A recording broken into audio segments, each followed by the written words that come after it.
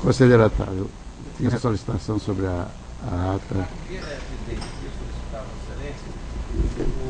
Estou realmente com problema de viagem também, e eu sei que a ata, pelo demorado da sessão anterior, foi muito longa, que ela fosse lida na sessão seguinte, da próxima terça-feira, se assim for Atendido, Vossa Excelência, que seja lido na próxima sessão. Obrigado. Está facultada a palavra aos senhores conselheiros. Excelência.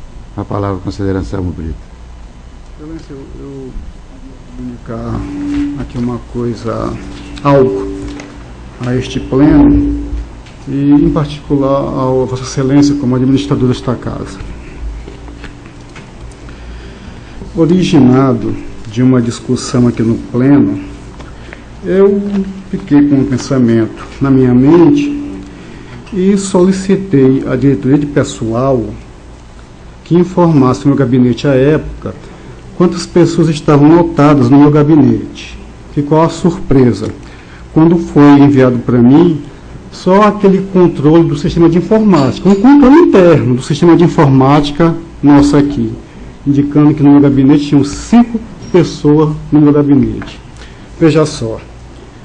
E já tinha sido publicado, inclusive nas minhas redes sociais, nada que já não fosse público, apenas fiz coligi as informações e publiquei em rede social. Parece-me que na época dava 11 pessoas. Solicitei à diretoria de pessoal que fizesse as devidas correções, inclusive informando a lotação como ato formal que na administração pública deve ocorrer, inclusive solicitando cópias das lotações do meu gabinete. Qual a outra surpresa? Foi enviado novamente este controle do sistema de pagamento de informática, acredito eu, e desta feita com todas as pessoas no gabinete, mas novamente controle interno, sistema de informática.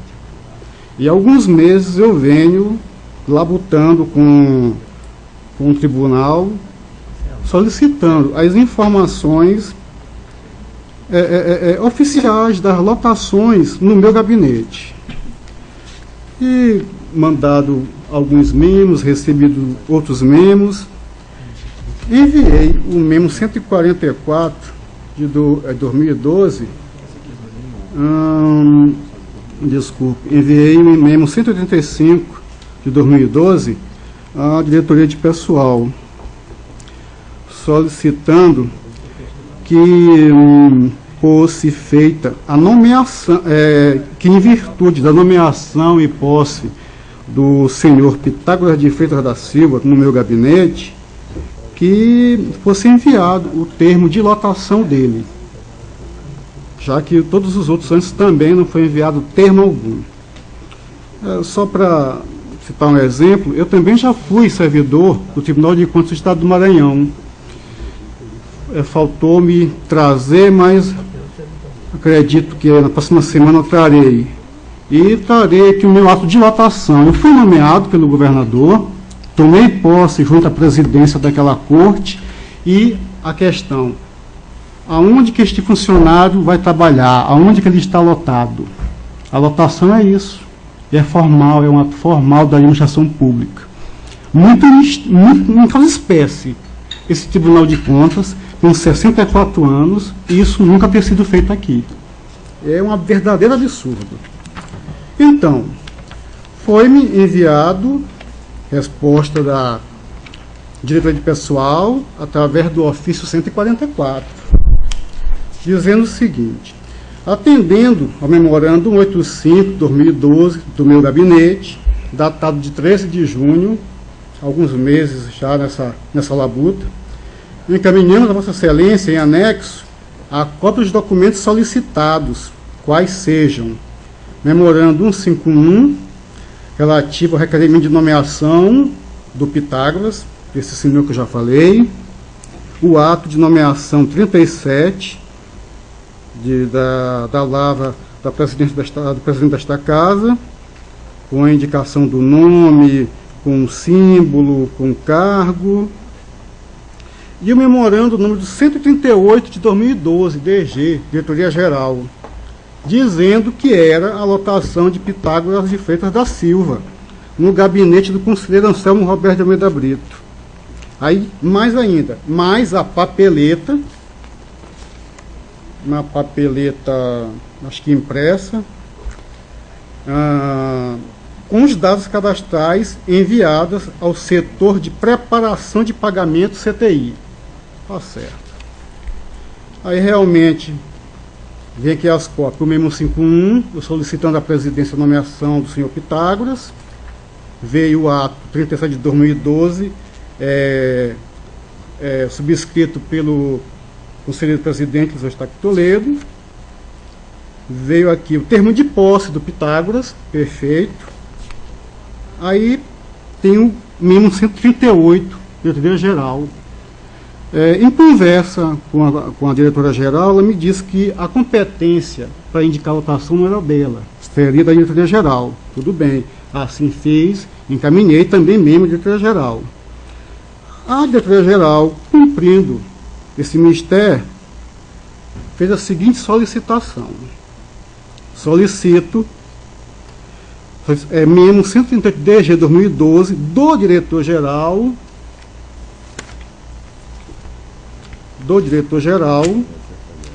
para a diretoria de pessoal. Assunto: lotação de servidor. Senhora servidora, senhora diretora, solicito de Vossa Senhoria proceder à lotação do servidor Pitágoras de Freitas da Silva, matrícula 7767, dígito 7, no gabinete do conselheiro Anselmo, de acordo com o A37 antes já referido. Ou seja, o diretor-geral está requerendo que a diretoria de pessoal faça a lotação do servidor. Perfeito. Se é esse funcionamento, se essa competência é da diretoria-geral, ok, tudo certo. Inclusive, manda a ficha de preenchimento obrigatório de cadastramento PASEP. Ok. No entanto, ficou faltando o ato de lotação.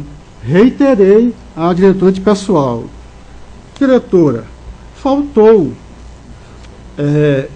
enviar através do memo 192.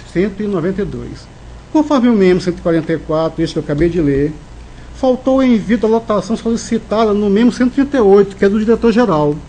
Até aí, perfeito. Por gentileza, enviá-la. Recebi o memo 148, 2012, da diretoria de pessoal. A lotação é um ato administrativo formal. Excelentíssimo senhor conselheiro, cumprimentando Vossa Excelência, em atendimento ao memorando 192, cobrando de nova lotação, esclarecemos que não consta da rotina de trabalho desta diretoria o procedimento de envio de memorando de lotação. Memorando de lotação. Lotação é um ato administrativo formal. É saber onde o servidor está lotado, onde ele desempenha suas atividades. Não consta da rotina de trabalho dessa diretoria procedimento de envio de memorando de lotação. Mas o cumprimento da determinação da diretoria-geral, encaminhando os documentos necessários ao CTI, eu não vi isso em lugar nenhum. O diretor-geral solicitou à diretoria de pessoal que assim o fizesse. E acredito que essa seja a competência. Encaminhando os documentos necessários ao CTI, setor de preparação de pagamento, conforme anexo memorando 144 da diretoria-geral. Excelência, caso, como já nessa fala no início,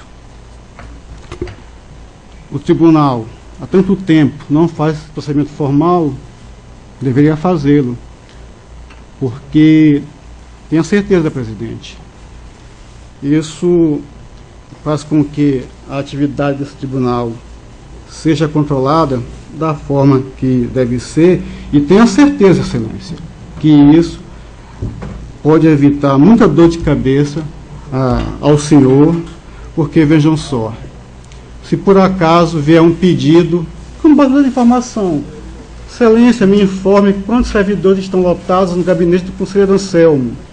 com as cópias dos seus atos de lotação. Essa informação a Vossa Excelência não vai ter como fornecer. É um risco desnecessário, no meu entendimento, no meu humilde entendimento.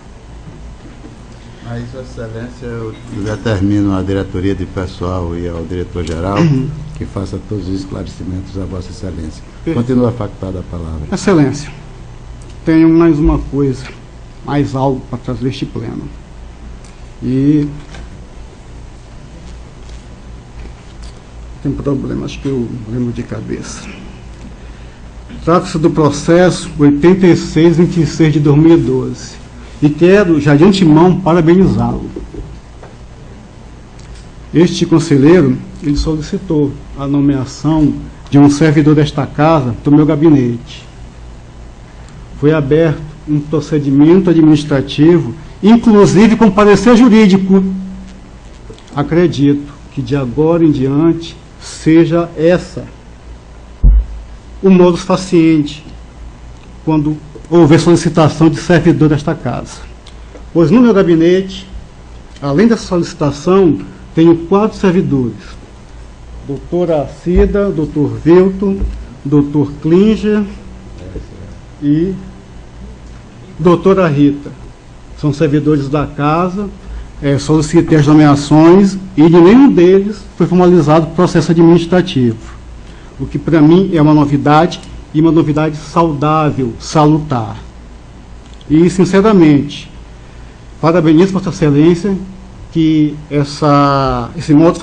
o modo faciente desta nomeação, Vossa Excelência aquiescendo ou não, que de agora em diante a solicitação de servidores para atuarem no gabinete dos conselheiros siga este procedimento. Vossa Excelência está de parabéns. Obrigado, Excelência. Era só que eu tinha registrado. Eu só queria registrar que não foi um parecer jurídico. Como a solicitação de Vossa Excelência foi feita para uma pessoa que prestava serviço, inclusive era a coordenadora do Contratos e Convênios, eu pedi sobre o chefe dela, que é o procurador, não foi uma procuradoria jurídica, se ele poderia dispor.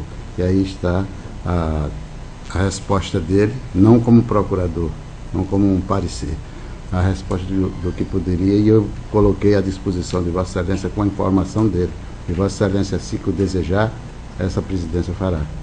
Perfeitamente, Excelência. Obrigado. Sou ciente que Vossa Excelência atende às solicitações desses conselheiros e quero aproveitar de todos, inclusive, Excelência, quero aproveitar o ensejo, mesmo porque isso está registrado, consta em ata, quero realmente aproveitar e também parabenizar suas falas quando de certa sessão plenária Vossa Excelência disse que o Tribunal de Contas, que Vossa Excelência tinha o espírito e a atuação democrática e que nesse tribunal todos os conselheiros eram iguais, ou seja, que não existiam os conselheiros mais iguais que os outros, como na fábula dos porcos, em que os porcos, eles oprimidos, eles formaram uma sociedade igualitária.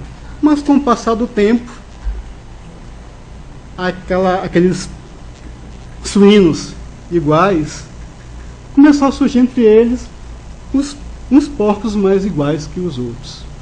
Então, a questão de um ser mais igual que o outro surge daí, desta fábula.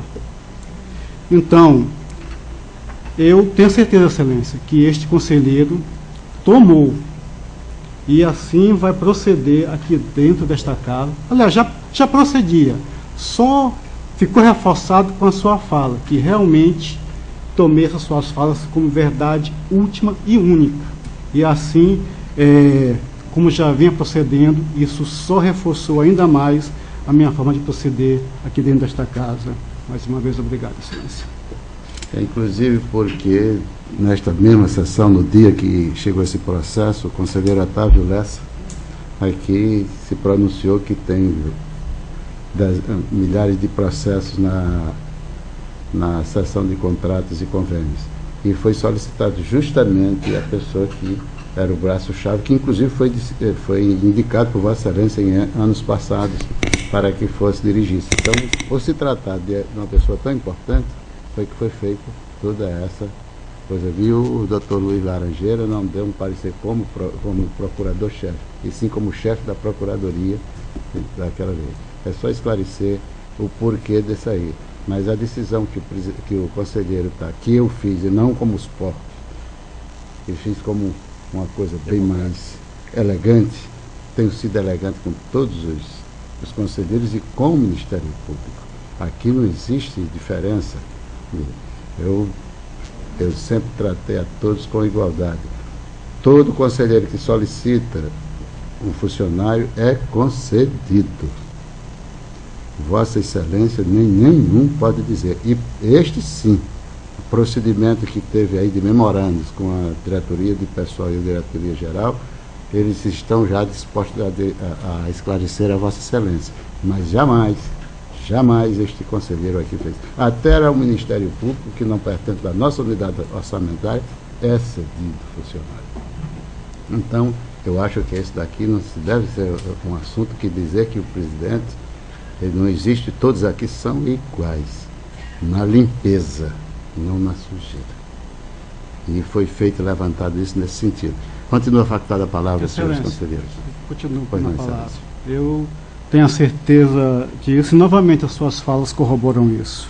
E queria, já decorrido certo lapso temporal, requisitar de Vossa Excelência que se dignem a publicar o meu pedido de desligamento, tanto do Promoex como do L Previdência, já que já vamos para uma semana. Eu acho que é tempo hábil suficiente para que isso já tivesse sido pronto. Vai ser publicado, Excelência, só porque na sessão passada, infelizmente a ata não pode ser lida, mas ficou em aberto, o conselheiro Otávio poderá de dizer que em aberto que ficaria o coordenador do Promoex, se seria feita uma resolução para terminar aquilo ou não. Então ficou em aberto hoje, mas o presidente também não pode ficar aqui em estado de chegar ao negócio, ele com 24 horas ter que despachar, ele está sempre à disposição de despachar. Agora, eu não posso ser acossado e estar aqui, o presidente também é igual, não é o escravo do conselheiro. O presidente também é igual, o conselheiro igual aos demais. O conselheiro, o presidente não pode ter sido puxado na orelha de ninguém, porque ele também não puxa nada de ninguém, apenas esclarece os fatos. Agora, o presidente também tem o seu tempo e o seu trabalho e sua rotina de trabalho. Continua facultada a palavra. Com a palavra, doutor Procurador. Excelentíssimo presidente, excelentíssimos conselheiros, senhor diretor-geral, o Ministério Público quer pedir, mais uma vez, a leitura do projeto de resolução normativa proposto pelo conselheiro Otávio Lessa, relativo ao disciplinamento da Lei de Acesso à Informação no âmbito desse Tribunal de Contas. Fizemos um estudo dessa proposta, encaminhamos ao conselheiro relator e aos demais conselheiros uma lista com sugestões do Ministério Público, no que, conversando com o conselheiro Otávio Lessa e com a assessoria dele, as sugestões foram acatadas.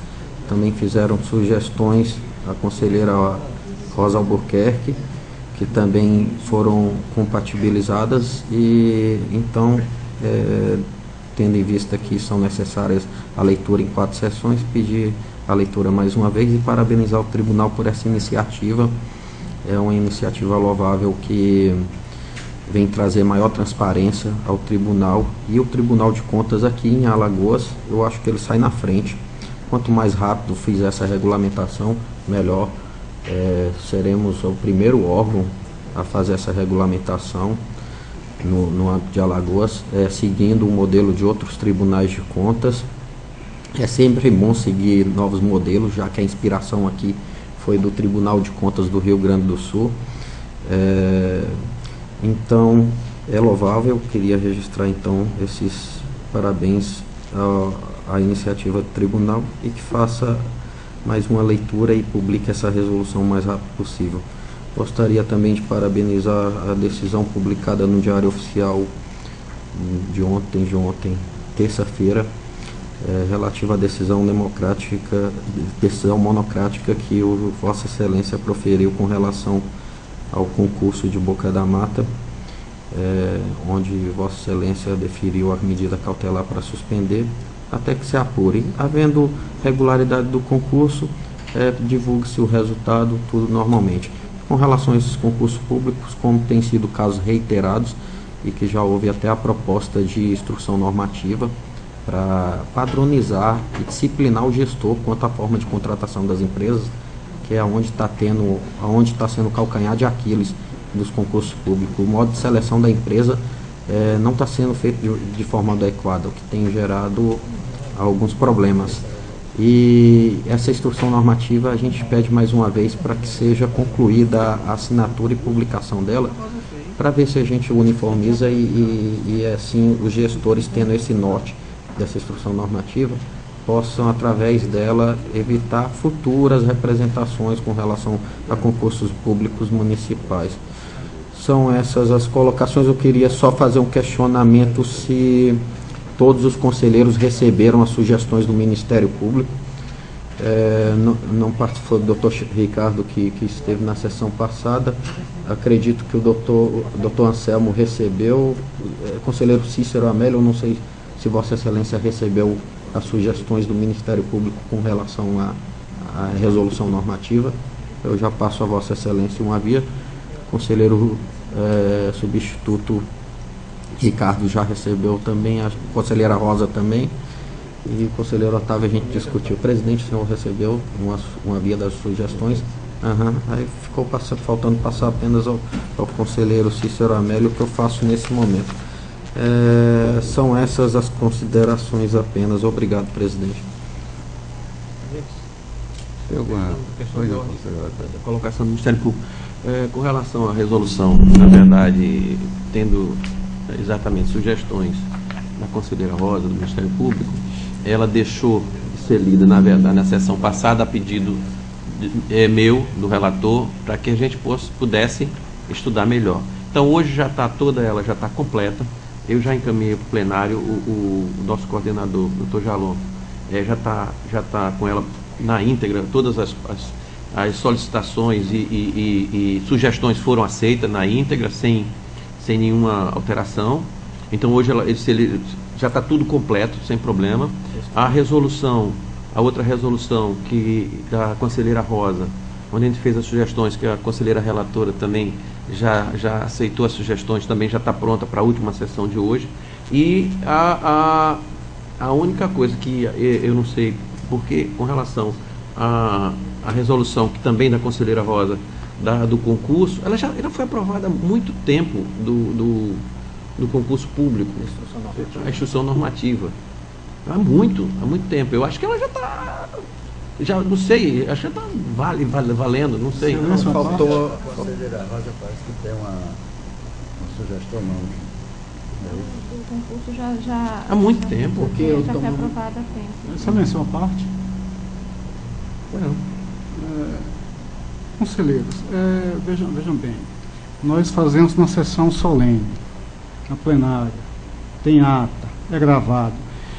No meu entender, eu acho que seria desnecessário essa assinatura em qualquer ata aprovada por este pleno, porque o que vale é o que está constando da ata. A assinatura seria mera formalidade que poderia ser suprida posteriormente. O que fica realmente complicado é que o Ministério Público, parece que na sessão passada, alegou que já há bastante tempo que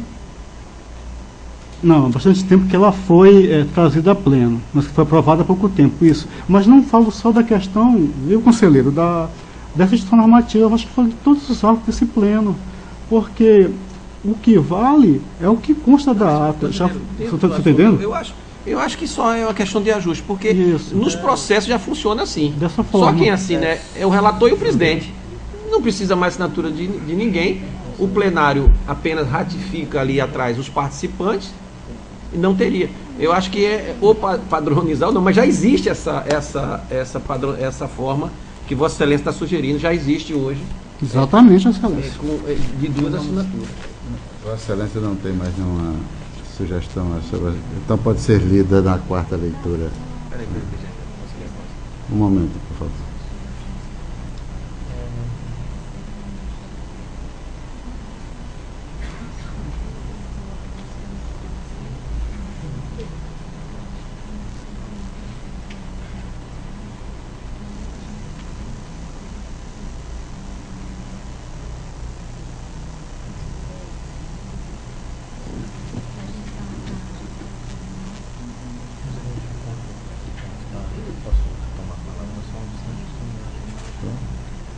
A palavra, doutor procurador.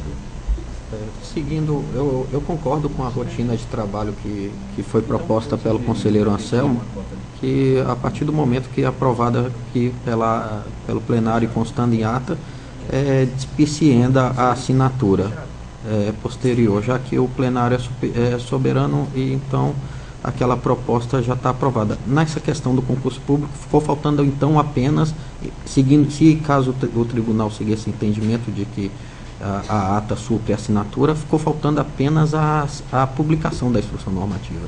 Então aí o ato vai estar perfeito e acabado. A partir dessa instrução normativa, se o tribunal quiser dar maior publicidade, vai uma sugestão de expedir um ofício circular aos gestores municipais, que é onde está tendo a maior ocorrência dessas irregularidades em contratações de empresas para realizar concurso público. Fazendo um ofício circular, além do diário oficial, dando maior publicidade, informando sobre a existência dessa instrução normativa, que ela é pedagógica, ali o tribunal está fazendo um passo a passo de como o gestor deve fazer o processo licitatório de contratação, ou então optando pelo processo de dispensa, o que ele tem, quais os requisitos que ele tem que observar. Então é só isso. Só está faltando, se caso o tribunal entenda, só está faltando a publicação e vai aí essa sugestão de um ofício circular a todos os prefeitos. Obrigado. Também, só para fechar meu raciocínio. Atendendo até uma solicitação da conselheira Rosa, eu acho importante, como houve bastantes sugestões para essa resolução, eu queria sugerir, se assim o pleno entender, eu já tinha sugerido na outra sessão e agora, como houve, ela foi sintetizada agora numa só, que fosse adiada essa leitura final para a sessão seguinte, porque eu iria distribuir a cópia como ficou para os conselheiros, para que eles façam análise e aí na próxima sessão, se todos concordarem ou se tiver mais alguma coisa que ficou, é isso que eu queria pedir ao pleno, para que, se possível, adiar essa resolução da lei 17.527 com relação a isso, para que eu possa distribuir hoje mesmo e fazer a distribuição para cada gabinete e para ver como é que ficou o resumo. Nessa daí eu queria, se possível, adiar para a sessão seguinte. Conselheira Rosa, a sugestão do conselheiro. Conselheiro Cícero. Conselheiro Anselmo. Auditor. Então, acatada a solicitação de Vossa Excelência. Obrigado, presidente. Na ordem do dia, para relatar o conselheiro Otávio Lessa. Senhor presidente, senhora conselheira, senhores conselheiros, senhor representante do Ministério Público. Tem em mãos o processo TC 4777 de 2009, onde se trata da prestação de contas de Palmeira dos Índios, exercício de 2008, que era a gestão do falecido nosso prefeito Albérico Cordeiro. Mas considerando que a gente precisa fechar realmente a análise da prestação de contas, foi solicitado ao gestor atual e não encaminhando até a presente data, estamos fazendo através de uma decisão simples da responsabilidade que ele tem com relação ao envio desses documentos. Considerando que a análise demonstrativa contábil foi constatado que na época não encaminhou ao Tribunal de Contas alguns documentos obrigatórios, como relatório de gestão fiscal, relatório resumido de execução orçamentária e extrato bancário, solicitamos ao gestor, ao senhor James Sampaio Calado Monteiro, e também responsabilizando aqui pelo envio ao contador da época, Luiz Gonzaga de Almeida Melo, que seja encaminhado o mais rápido possível, dando 15 dias de prazo para que o prefeito atual encaminhe esses relatórios que ficaram para serem analisados agora a prestação de contas. Em discussão, o processo relatado pelo conselheiro Otávio Lessa.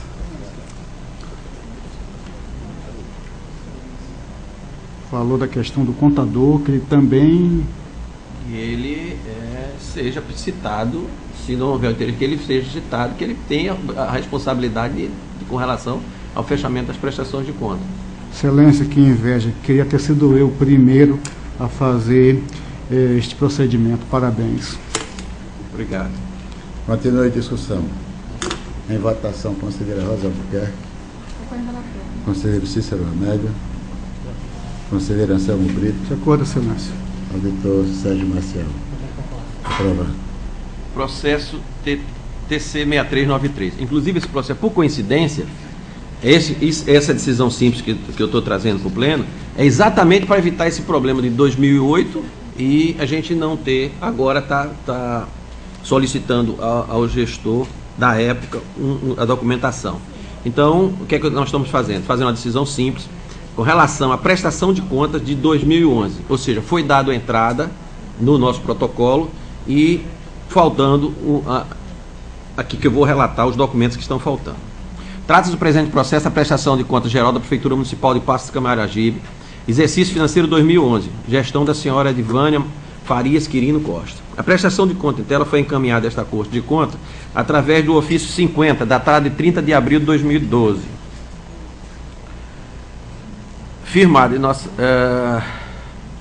Firmado pela senhora Edvânia Faria Quirino. Protocolado neste tribunal, ela datou de 30, mas foi protocolado no dia 4 de maio. Ou seja, já fora do prazo. Neste tribunal, 4 de maio. Em conformidade que determina o artigo 1º, inciso 4º da Lei 5.604. Após a análise preliminar do checklist efetuado, que é esse procedimento que eu estou tentando para a gente evitar esse tipo de falha e deixar de trazer os problemas para o tribunal, o checklist efetuado pela assessoria deste gabinete, foi constatado que a gestora não encaminhou alguns documentos obrigatórios quando do envio da prestação de contas, conforme determina a Lei Federal 4.320/64 e a resolução do TCAL número 2 de 2006. 3. Considerando que os documentos abaixo elencados são imprescindíveis à análise da prestação de contas, sendo de inteira responsabilidade da prefeita a sua remessa. Primeiro, a cópia da lei orçamentária do exercício financeiro 2011. 2. Cópia do extrato bancário e suas respectivas conciliações com relação, no valor de R$ 2.965.596,57. 3. Termo de conferência de caixa no valor de R$ 11.035,33. 4. Relação dos restos a pagar processado no exercício anteriores no valor de R$ 285.761,86 centavos. 5º, cópia do relatório de execução orçamentária de 2011. 6. Cópia do relatório de gestão fiscal, cópia do relatório de execução orçamentária de 2011, o último bimestre. E 6. Cópia do relatório de gestão fiscal de 2011, o último quadrimestre. 7. Quadro demonstrativo do crédito adicionais aberto no exercício financeiro de 2011, com as respectivas coberturas. 8. Nota explicativa justificando os saldos negativos das contas registradas no demonstrativo de dívida flutuante, nas contas de consignações, depósitos e calções. Considerando que a prestação de contas do município de Passos Camaragibe, exercício 2011, foi protocolada neste tribunal no dia 4 de maio, caracterizando o envio intempestivo do documento. Considerando finalmente que a Constituição Federal, no seu artigo 5º, inciso 55, assegura ao interessado o direito do contraditório e a ampla defesa, decide o Tribunal de Contas do Estado de Alagoas, no uso de suas atribuições constitucionais e legais, a cientificar a gestora da Prefeitura de Passos Camaragibe do inteiro e teor desta deliberação. B. Converter o julgamento do processo em diligência, a fim de que a senhora Edvânia Farias Quirino Costa exercite o seu direito acima citado e remeta a esta Corte de Contas, no prazo de 15 dias, os documentos relacionados, conforme prevê o artigo 109 da Resolução 3 de 2001, contados a partir da data da publicação desta decisão na imprensa oficial. E C. Aplicar a multa de seu PIFAL, equivalente a R$ 1.727, pelo envio intempestivo da prestação de conta de 2011, em conformidade que dispõe o artigo 3º, inciso 2º, da Resolução Normativa de janeiro de 2003. E no artigo 48, inciso 2º da Lei 5.604, lei orgânica deste tribunal. A recesso a decisão, presidente. Em discussão, processo relatado pelo conselheiro Otávio Lessa. Excelência. A palavra. Uma dúvida, conselheiro Otávio Lessa. Mas, dúvida até mesmo porque eu tenho pouco tempo de casa e assim, nas conversas que eu tive com alguns servidores também e até alguns conselheiros, eu até agora não me convenci do seguinte: se essa casa tem de fato uma norma, ou então existe uma ordem de serviço das diretorias técnicas determinando ou elencando quais esses documentos que devem compor a prestação de conta dos jurisdicionados, né, dos responsáveis pela aplicação de recursos públicos. Então, eu penso que isso é muito importante para fins, inclusive, dessa decisão aí que Vossa Excelência está trazendo para apreciação desse Tribunal Pleno, porque essa exigência é importante, que tem alguns desses documentos que, a partir do momento que a gente exige de um determinado jurisdicionado, um responsável, essa exigência tem que ser para todos os demais processos. Então, aí como eu percebo, Vossa Excelência fala de extrato de conta bancária. Então, eu tenho dúvida se esse é um documento que deve compor a prestação de contas, assim mesmo como da lei orçamentária anual. Então, imagina se todos os jurisdicionados a essa Corte de Contas aqui tiver que, em sua prestação de contas, juntar a lei orçamentária do município, ou então o extrato bancário de todas as contas. E assim mesmo, outros documentos que Vossa Excelência citou aí. Hoje, com o SICAP, nós temos a possibilidade de acessar esses documentos via eletronicamente, através da internet e desse sistema também do SICAP. Mas é importante, eu vejo assim, para a nossa para adoção dessas decisões e dos procedimentos internos aqui nessa casa, que seja definido ao certo quais os documentos devem compor essa prestação de contas. Por exemplo, no caso do prefeito, é importantíssimo que o prefeito, eu já percebi, eu até esse momento que eu estou substituindo aqui o conselheiro aposentado, eu analisei uma prestação de contas e percebi que para formar convicção sobre aquelas contas, estavam faltando alguns documentos. Então, de certa forma, assim, essa deliberação que o plenário, o Tribunal Pleno aqui decide, então, eu penso assim que seria importante compor outros documentos, como, por exemplo, o relatório de atividade do gestor, no caso de um prefeito. Então, isso não tem um relatório circunstanciado da gestão, falando da gestão orçamentária, isso lá do prefeito. Os relatórios de controle interno, eu penso que é importante compor a prestação de contas, todos esses documentos. Então, é importante, ou através até mesmo uma ordem de serviço da diretoria técnica, estipulando quais são esses documentos. Porque no momento que a gente exigir de desses gestores, aí como Vossa Excelência está propondo aí nessa decisão, extrato bancário, então isso aí vai ter que ser... Barulho danado aqui, eu não estou entendendo o que Vossa Excelência está dizendo. Na verdade, simplificando, Excelência, eu penso que nós devemos normatizar, ou então determinar, através de uma ordem de serviço das diretorias técnicas ou aqui do tribunal, quais os documentos que devem compor a prestação de contas. Porque a partir do momento que a gente exigir esses documentos, como Vossa Excelência está exigindo desse gestor, a gente tem que fazer esse mesmo procedimento para todos os outros. Então, eu fico com essa indagação. Gostaria que Sua Excelência pudesse falar sobre isso, para que eu pudesse formar a convicção de que essa decisão seria a melhor determinação nesse momento. Bom, nós temos hoje, ela pode ter, a sugestão é boa, pode evoluir. Nós temos hoje uma resolução de número 3 de 2001, onde discrimina tudo isso que eu estou pedindo aqui. Hoje já existe isso desde 2001.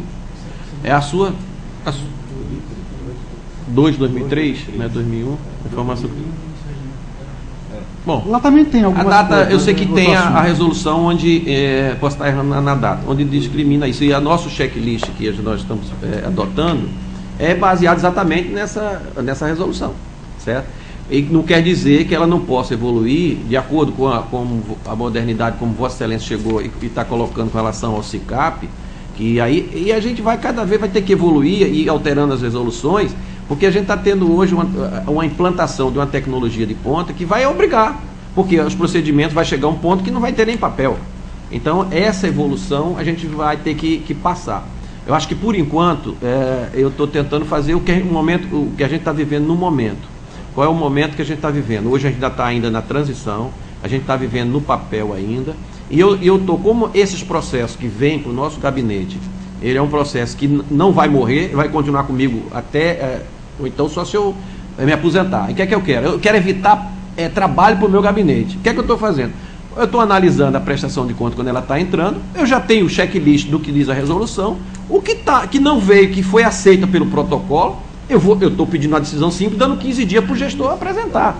Para que eu evite esse problema de 2008, o prefeito, esse que eu falei agora do primeiro, já faleceu, ele não vai poder fazer nada, mas como a gente precisa fechar a prestação de conta, por que a gente está fazendo isso? Porque em 2008 não teve o checklist, porque se tivesse não tinha entrado. Essa é a proposta. Agora, essa minha proposta, ela não é nem no nosso gabinete definitivo, ela é uma proposta que quanto mais evoluir, melhor. Qualquer sugestão que possa melhorar ela, eu estou apenas apontando para diminuir o trabalho do gabinete. A intenção é só essa. Conselheira.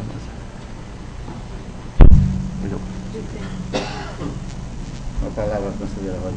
Conselheiro Otávio, com relação a esse checklist que Vossa Excelência está efetuando no seu gabinete, eu acho que, na realidade, ele deveria ser feito na hora de recebimento no protocolo. E aí evitaria, obviamente, se a prestação de contas estava sendo recebida de forma a faltar este ou aquele documento, ela não seria recebida. Ela seria... e o prefeito o gestor que estivesse mandando, eu acho que...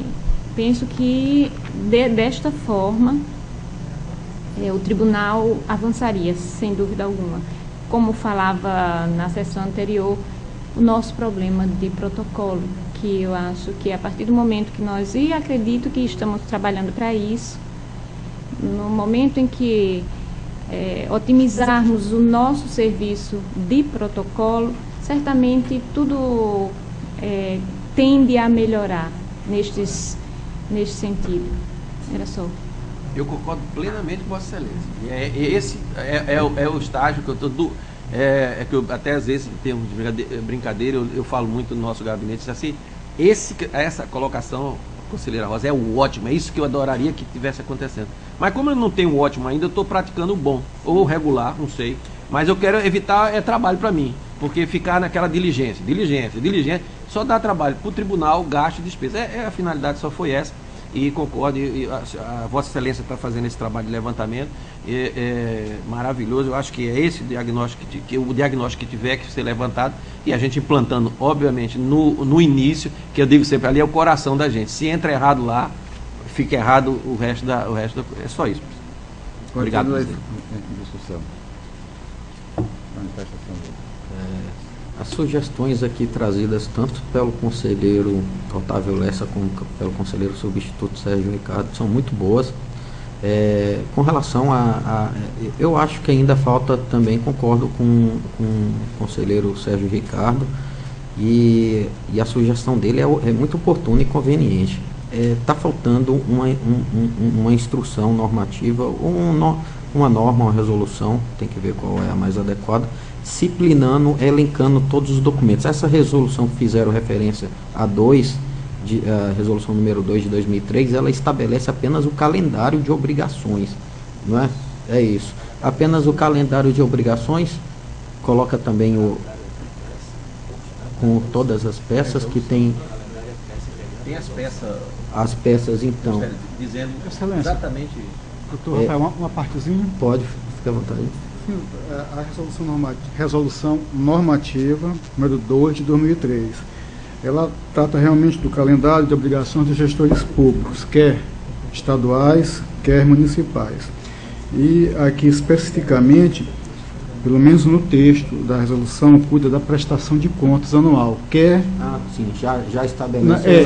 E também Estado e município. Só que o conselheiro Sérgio Maciel, ele tem razão num detalhe, porque o que acontece hoje não é feito esse controle. Então tem esse calendário, os gestores vão enviando. Por último, enviam a prestação de contas, que na verdade, do jeito que é hoje, não se presta para análise nenhuma, porque são só documentos contábeis. Ou seja, na contabilidade existem 4 grandes, vamos dizer assim, departamentos. O último deles é o balanço, ou seja, ele é o sumo, é o resultado de tudo que foi executado.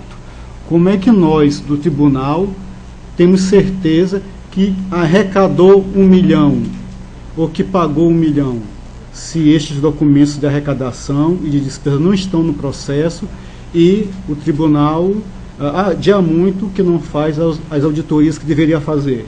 Então, há uma impossibilidade de afirmarmos com certeza que é dessa forma. Mas, paciência, é hoje com o que temos que trabalhar.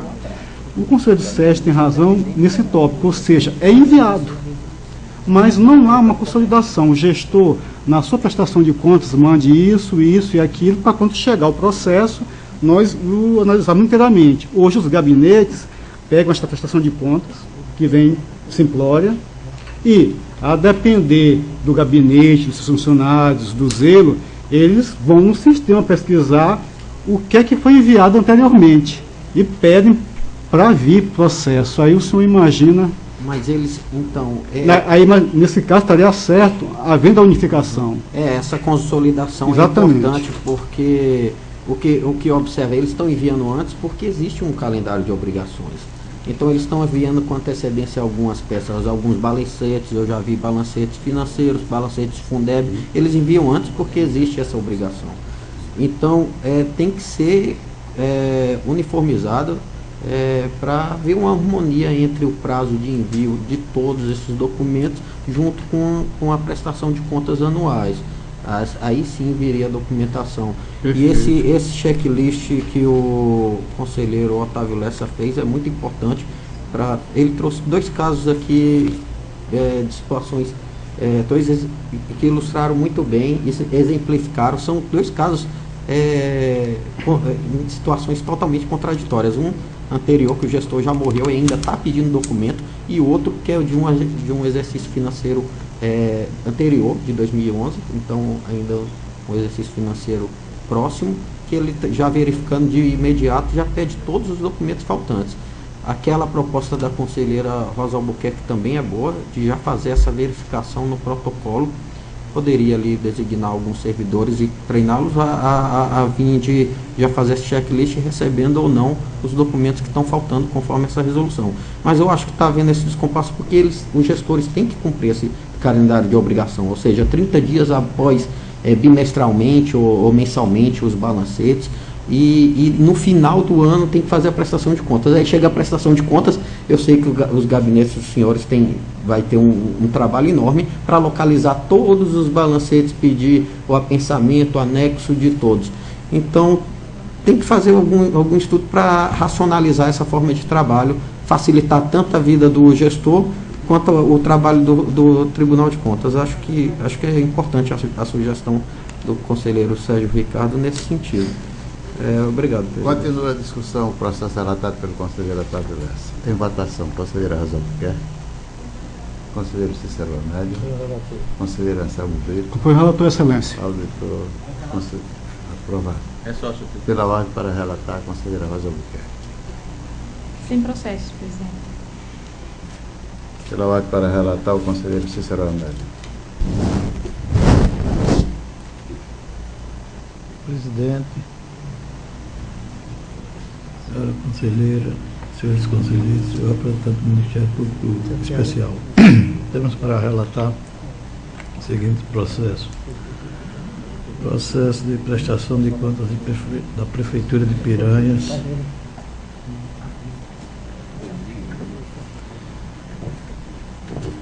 Exercício financeiro de 2000.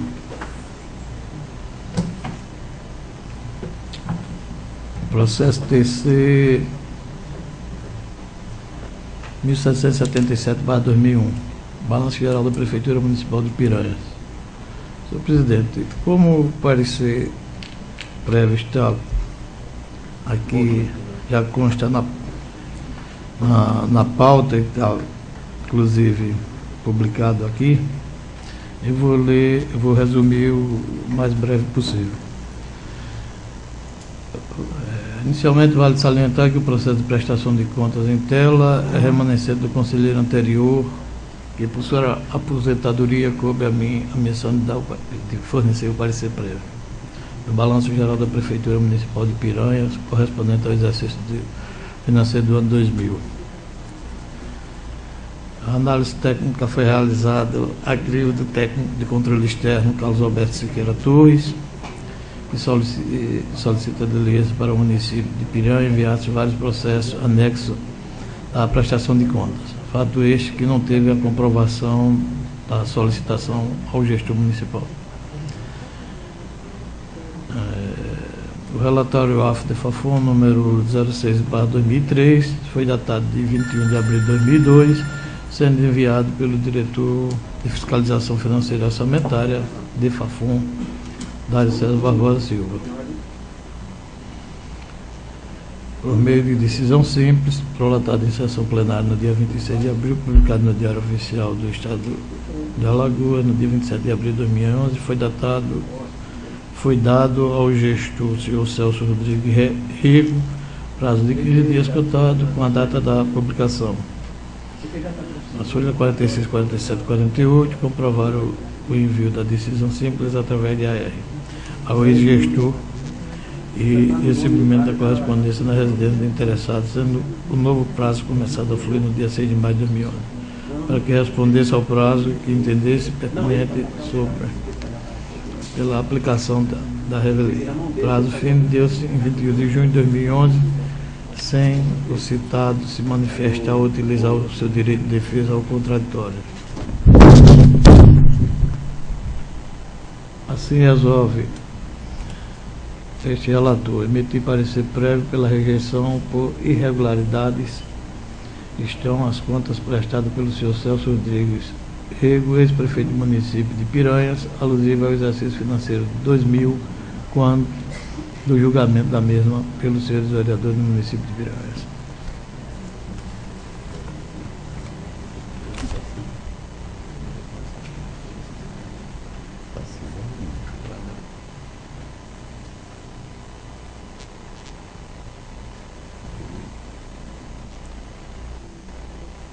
Discussão, processo relatado pelo conselheiro Cícero Amélio. Em votação, conselheiro Anselmo Brito. Põe relator, excelência. Conselheiro Otávio Lessa.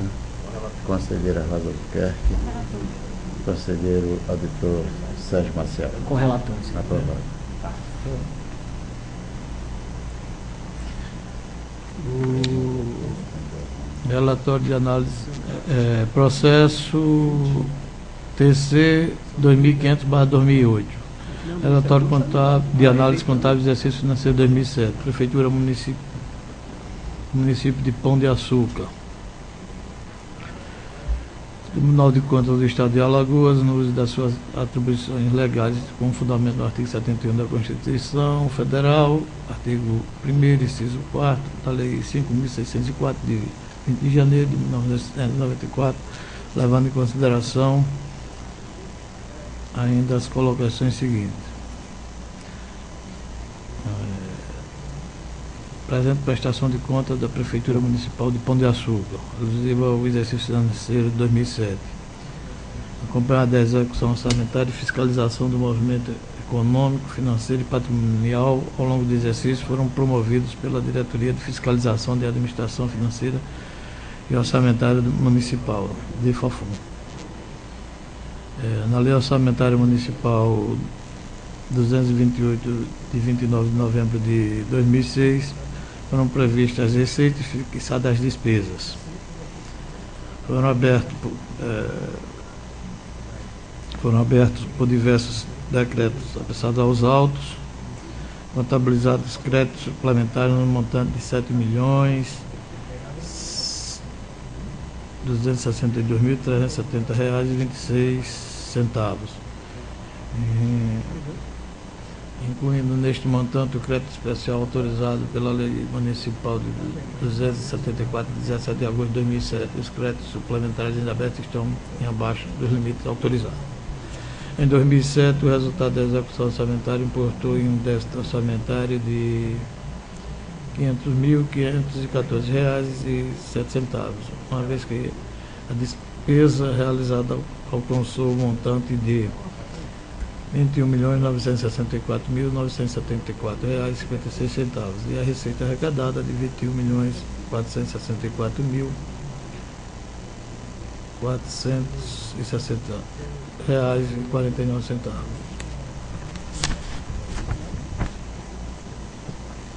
Ativo financeiro de R$ 2.570.034,01.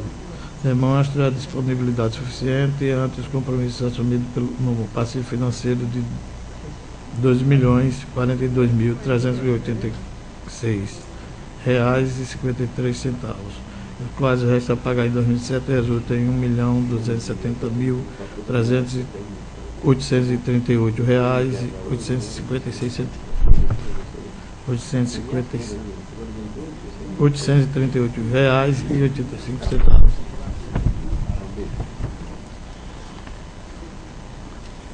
Considerando os itens acima relacionados, o relatório da Auditoria Financeira Orçamentária deste Tribunal integra o presente processo.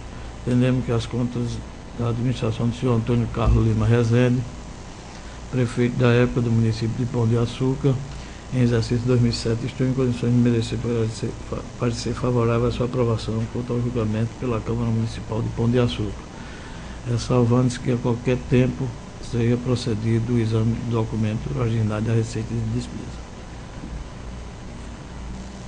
Senhor presidente. Em discussão, o processo relatado pelo conselheiro Cícero Amélio. Com a palavra. De vista do processo. Com vista ao conselheiro Anselmo Brito.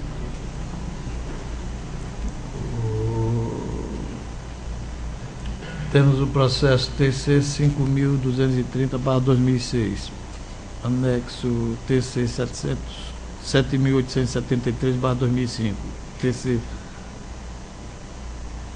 7.872/2005 e TC 11.259/2005. O relatório AFDEFAFO número 160/2008. Relatório e análise contábil do exercício financeiro de 2005, município de União dos Palmares. Inclusive, seu presidente, senhores conselheiros, o gestor também, conhecido como Zé Pedrosa, do município de União, também é falecido. Já é falecido. Como está tudo publicado aqui, também na pauta, vou fazer uma leitura resumida. Tribunal de Contas do Estado de Alagoas, no uso das suas atribuições legais com fundamento no artigo 75 da Constituição Federal, artigo 1º, inciso 4º, da Lei Estadual 5.604, de 20 de janeiro de 1994,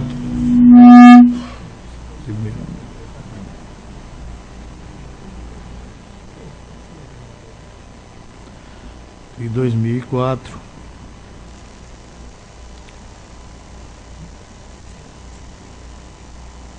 em 1994, e levando em consideração ainda as colocações seguintes.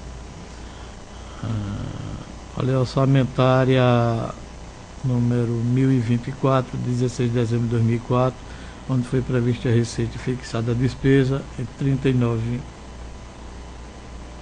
39.931.087,82, e a abertura de crédito suplementar foi autorizada no artigo 7 da LOA, o percentual de 100% da receita estimada. Foram abertos por diversos decretos pensados aos atos.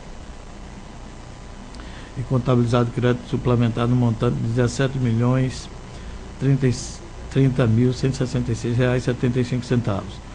tendo sido utilizado como abertura de crédito, ou como cobertura, o recurso, tendo sido utilizado como cobertura, o recurso da anulação da dotação em sua totalidade.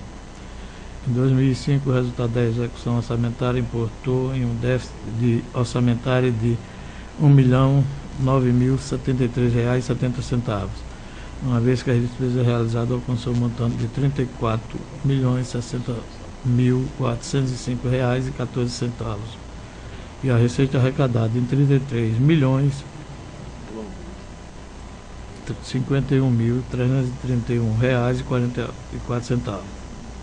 O ativo financeiro demonstra disponibilidade insuficiente ante os compromissos assumidos no passivo financeiro de R$ 5.054.567,02, dos quais o resto a pagar em 2005 resultou em R$ 1.568.768,12.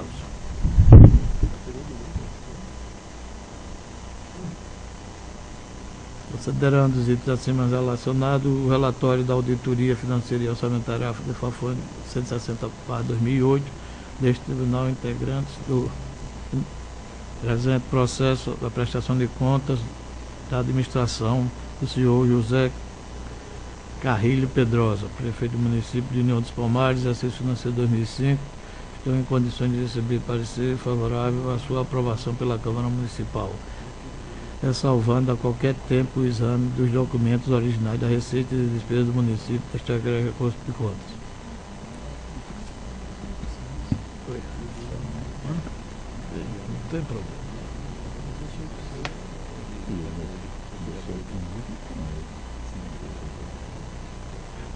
Em discussão, o processo relatado pelo conselheiro Cissa Médio. Ficando aqui o voto do ilustre conselheiro, tem um parágrafo aqui que me chamou a atenção, que o passivo permanente neste exercício do município de União dos Palmares, ele aumentou 87%. Por causa disso também eu gostaria de ter visto o processo para se informar meu convencimento. Obrigado. Vista da conselheira Anselmo Brito. Você sabe ainda tem algum processo? Não, Senhor presidente. Pela ordem para relatar o conselheiro Anselmo Brito. Excelência, não tenho pauta hoje. Pela ordem, o auditor substituto do conselheiro Sérgio Marcelo.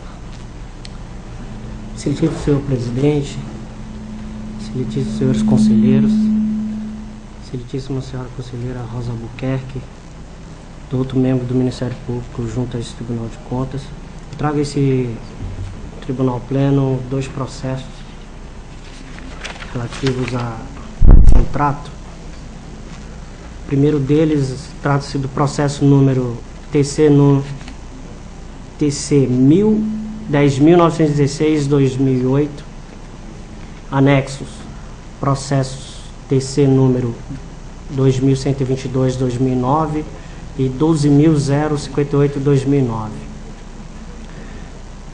Trata o presente processo, contrato número 88/2008, celebrado entre a Companhia de Saneamento de Alagoas Casal, como contratante, e a firma Lotil Construções Incorporações Limitada como contratada.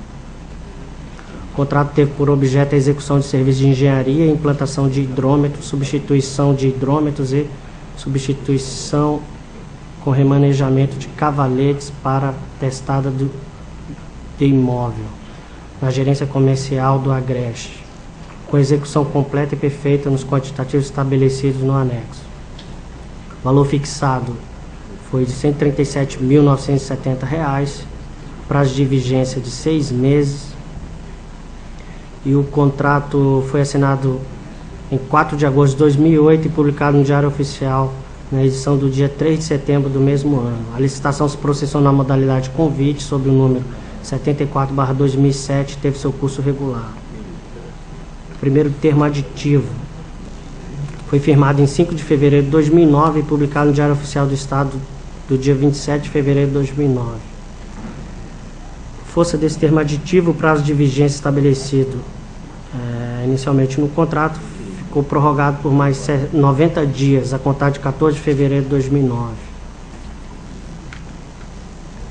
A contratada resultou obrigada a executar os serviços discriminados na planilha do referido contrato no valor de R$ 34.492,50, equivalente a 25% do valor contratado inicialmente.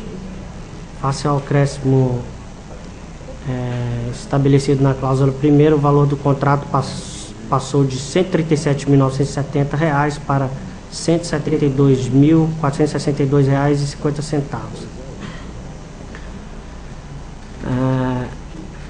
Ficaram mantidas e ratificadas as demais cláusulas e condições do contrato que não foram alteradas por força desse instrumento. Do segundo termo aditivo, este foi firmado em 14 de maio de 2009 e publicado no Diário Oficial do Estado na edição do dia 17 de setembro daquele ano.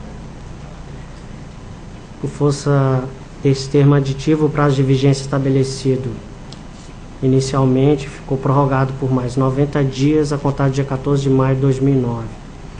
A Casal, no ato do pagamento,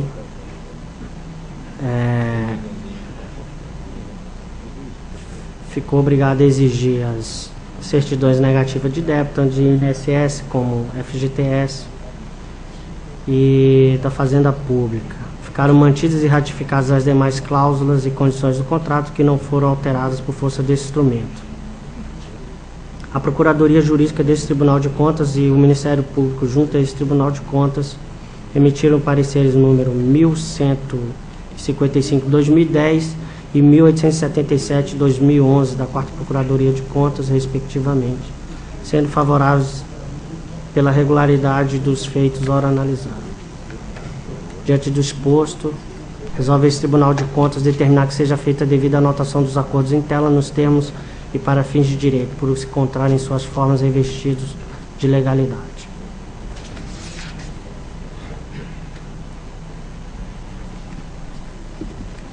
Em discussão, o processo relatado pelo conselheiro Sérgio Maciel. Em votação, conselheiro Otávio Lessa, conselheira Rosa Albuquerque, conselheiro Cícero Amélia, conselheiro Anselmo Brito. Aprovado. Processo TC número 13.609/2007, anexo processo TC número 8.425/2008. Trata-se do presente processo, contrato número 62/2007, celebrado entre a Companhia de Saneamento de Alagoas, a Casal, como contratante, e a firma Tec Engenharia como contratado. O contrato teve por objeto a execução de serviços de engenharia de cortes e religação de água na cidade de Maceió, de conformidade com o projeto básico, parte integrante do presente instrumento de contrato. O valor fixado foi de R$ 144.698 mais 40 centavos, prazo de vigência de 6 meses, e esse contrato foi assinado dia 11 de outubro de 2007, publicado no Diário Oficial do Estado na edição do dia 1º de dezembro daquele ano. A licitação se processou na modalidade convite, sob o número 34/2007, teve seu curso regular. Do primeiro termo aditivo, este foi firmado dia 14 de abril de 2008 e publicado no Diário Oficial do Estado na edição do dia 8 de julho de 2008. Por força desse termo aditivo, o prazo de vigência estabelecido na cláusula 7ª do contrato original resultou prorrogado por mais 4 meses, a contar do dia 4 de abril de 2008. Ficaram mantidas e ratificadas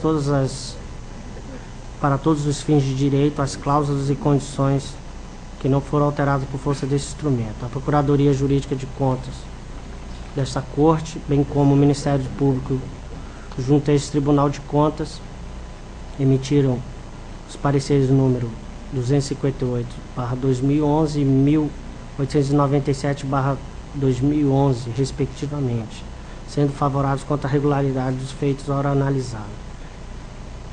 Diante do exposto, resolve o Tribunal de Contas do Estado determinar que seja feita devida à anotação dos acordos em tela nos termos e para fins de direito, por se encontrarem nas suas formas revestidas de legalidade.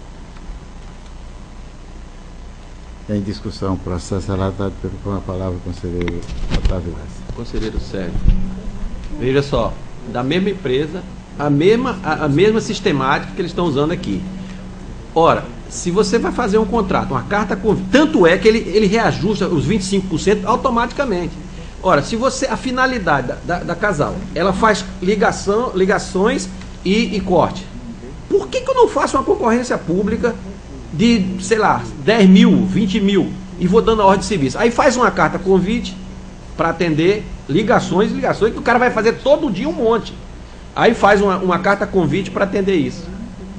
Aqui no outro também, serviço de corte ligação, e o outro era a implantação de hidrômetro, a mesma coisa, que é a finalidade da empresa, é só isso que ela faz. Esse é o trabalho. Você ficar trabalhando em carta convite, isso é uma prova sistemática de fracionamento. Esse eu não tenho dúvida, entendeu? Volto a dizer, voto com o relator, no sentido que a gente está analisando a parte jurídica e a gente precisa criar uma sistemática de mostrar através disso que está sendo, na verdade, eles estão usando uma forma de administrar de fracionamento e tentando burlar o que a lei determina que não pode ser dessa forma. Tem vários e vários exemplos, por coincidência foi da terça-feira e agora a mesma coisa. Eu acho que nós tribunal, pleno tribunal, tem que tomar uma atitude, e Vossa Excelência, como relator, eu só estou colocando o fato para que haja e a gente chegue a uma denominador comum com relação a isso. Excelência, eu queria comunicar e a todos os demais conselheiros que depois do vosso alerta, nas sessões anteriores, este conselheiro ficou preocupado com a situação, porque é recorrente essa empresa, a Casal, nesse sentido de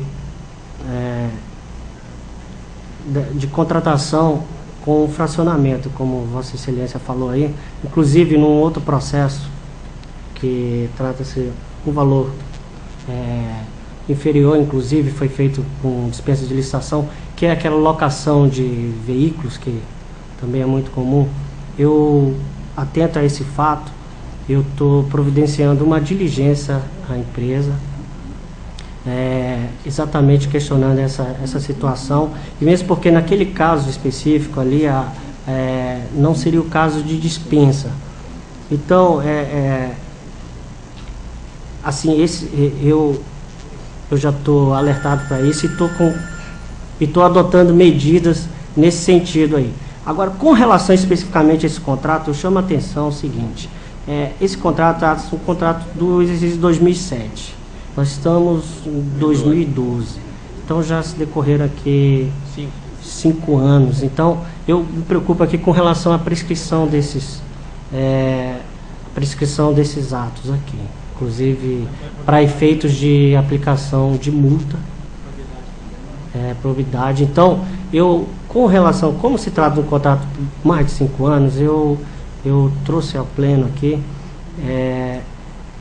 inclusive para que Vossa Excelência também podem manifestar a respeito disso, com relação à prescrição, que esses processos com mais de 5 anos, pelo que eu tenho visto aí nas decisões dos tribunais de contas, eles estão anulando essas multas, essas decisões do tribunal que imputa responsabilidade ao gestor, quando esses atos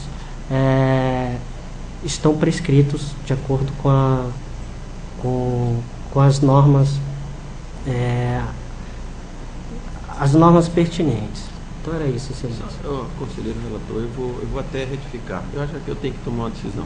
Eu quero, na hora da votação, presidente, na hora de acabar a discussão, eu quero votar e vou dar meu voto de uma outra forma. Eu quero votar na hora correta. Continua a discussão. Consideração. Só um pouquinho. Deixa eu terminar. Que a tomada de decisão do conselheiro Otávio Lessa, com o que foi falado anteriormente pelo conselheiro Sérgio, a questão de se adotar um procedimento, inclusive, muito bem falado também pelo nosso procurador do do Ministério Público desta casa, a questão de se adotar um novo procedimento e de compilarmos isso para que essas informações elas não fiquem soltas, porque os processos, isso é sabido de todos, é fato. Chegam aqui vários processos, então como que o gabinete, como que o relator vai fazer esse controle? Porque eles são anotados um a um, vão ser anotados o ano todo. Quando chega ao final do ano, na prestação de contas, que você tem que verificar se aquela despesa lá, aquele valor está batendo com as licitações, com os empenhos, com pagamentos, lá que provavelmente iríamos verificar o fracionamento. E aí, como é que ficaria o tribunal? Apenado o gestor, ele sairia em sua defesa, mas o tribunal anotou pela regularidade o ano todo dos meus contratos. O tribunal nunca tinha visto fracionamento, só agora no final do ano, na prestação de contas, que observou. E quando isso poderia ser identificado em tempo hábil. Então, mais uma vez, é um risco. Por não, excelência. Marcado. Agora realmente eu vou ter que me ausentar, então eu vou dar meu voto. Eu peço a Vossa Excelência, eu vou votar pela não anotação do contrato. Pelos motivos mas infelizmente eu queria pedir a Vossa Excelência. Mas já está. Não, à vontade. Boa viagem.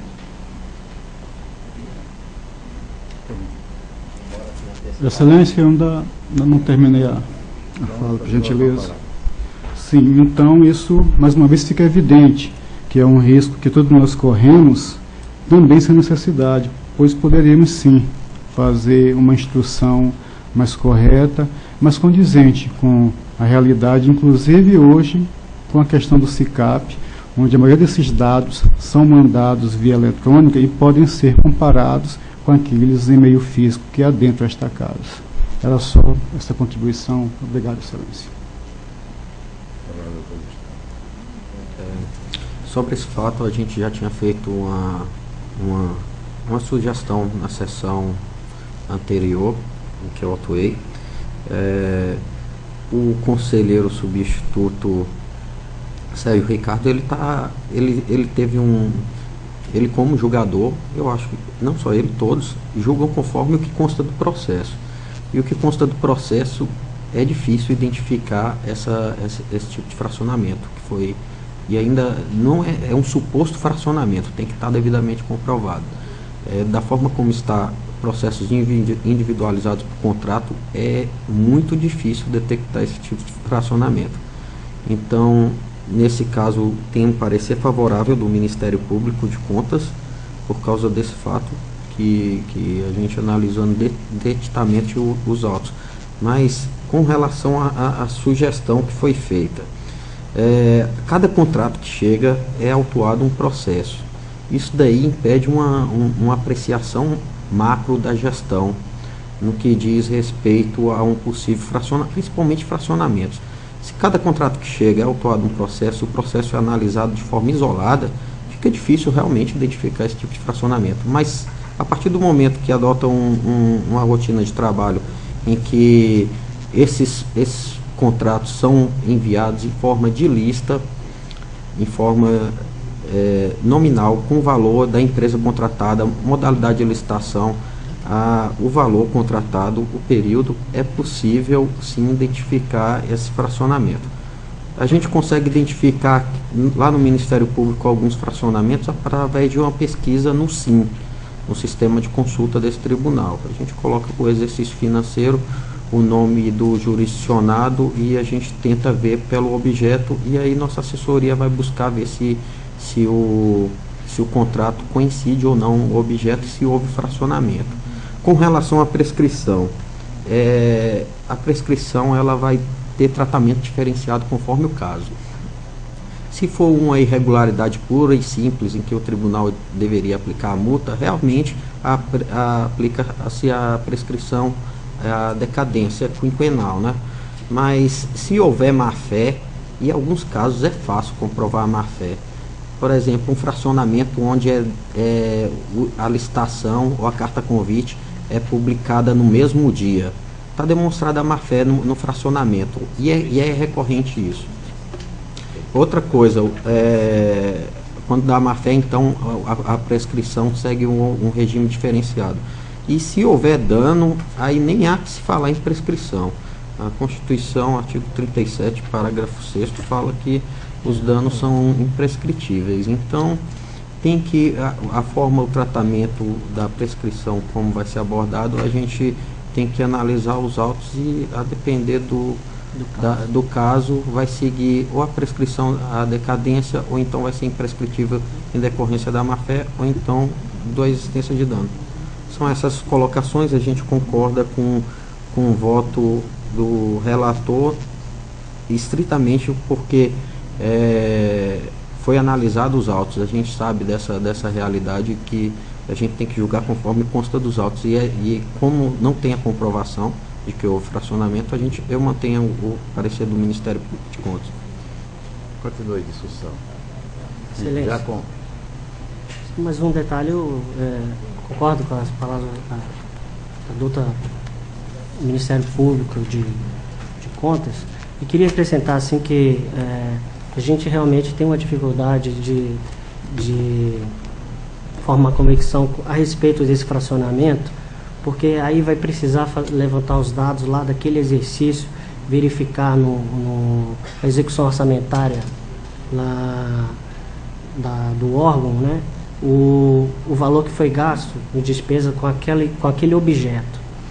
E isso a gente tem uma certa dificuldade, embora o SIM ajude nesse sentido. Aí foi o caso lá de um processo específico que tratou lá de uma alocação de veículos nessa empresa, que aí sim a gente pode afirmar que houve fracionamento de despesa e até fuga ao processo licitatório, no caso específico lá, porque a gente constatou lá que não foi o primeiro caso, né? Então eles já haviam feito o contrato de serviço com aquele objeto, e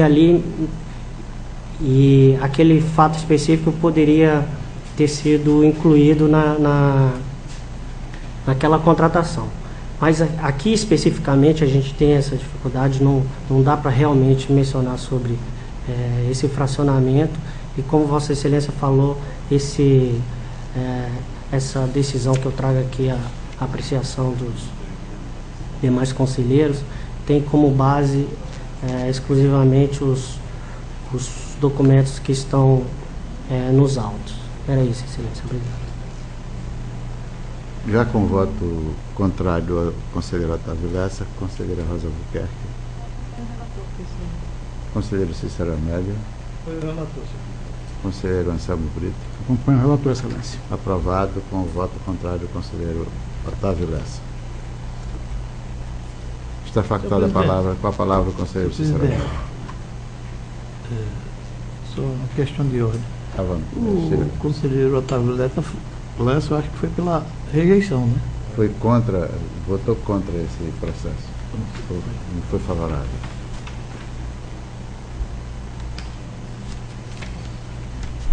Está facultada a palavra aos senhores conselheiros e conselheiros.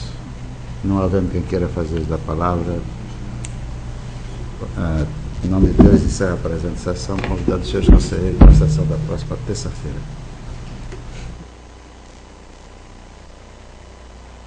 Não, mas havendo, está reaberta a sessão, e o conselheiro Cícero Amédio com a palavra, porque eu pensei que Sua Excelência ia falar sobre o voto do conselheiro, mas está reaberta.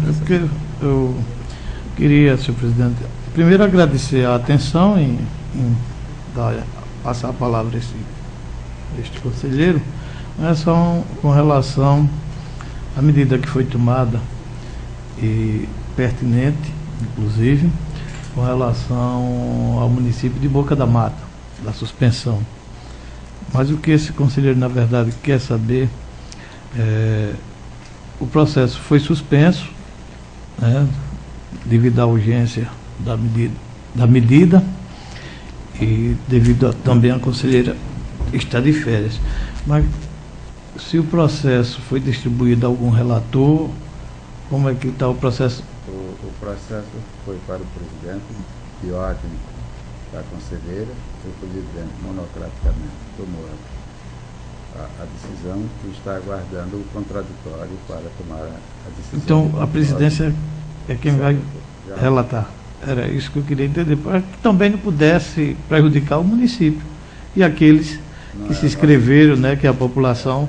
Eu pensei que estava suspenso e ia esperar um relator, mas é Vossa Excelência quem vai. Já que eu tomei a decisão, aguardo o contraditório para que tome a decisão. Era isso que eu queria entender, senhor presidente. Muito obrigado. Continua a facultada a palavra.